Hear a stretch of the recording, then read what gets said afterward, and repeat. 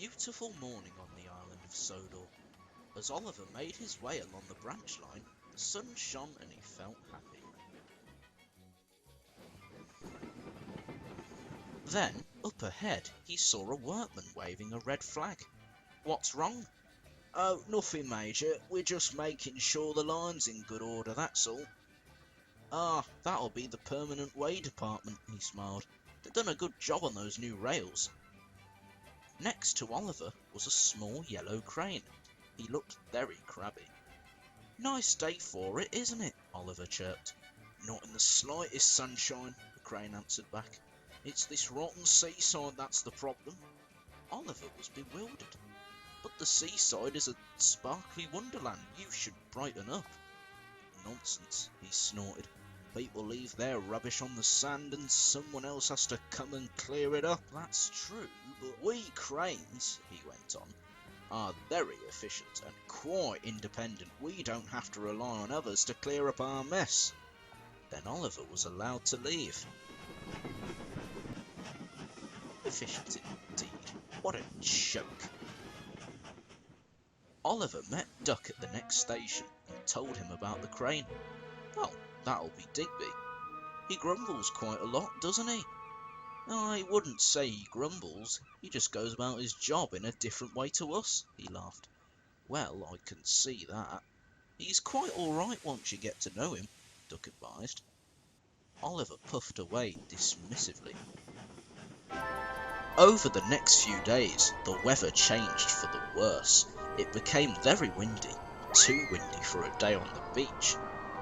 But the gang didn't give up. Despite the thrashing conditions, they trekked the line and put right whatever was wrong.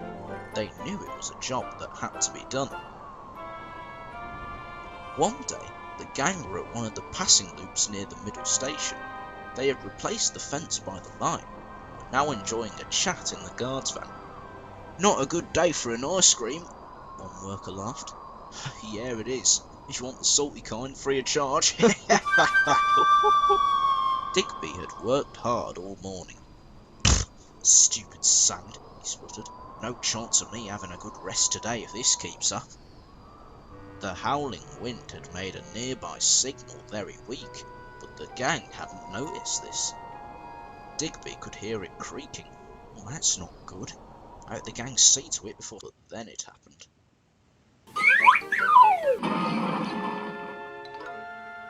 "Did you hear something?" "Probably just a rubbish bin or something." Then there was a shrill whistle. It was Oliver.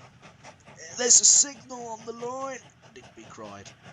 His driver saw it and braked sharply. Oliver was quite shocked, but at the same time not surprised. His driver informed the gang of what had happened. "We weren't aware it was the signal, sorry. Yeah, we'll see to that immediately." It took an hour before the mess had been cleared up and Oliver could be flagged through. Well, well, well, Duck was right. By that evening, news of the incident had spread down the line. "Well done, Digby," congratulated Duck. "You're not such a grumpy old crane after all. Who'd have thought it?"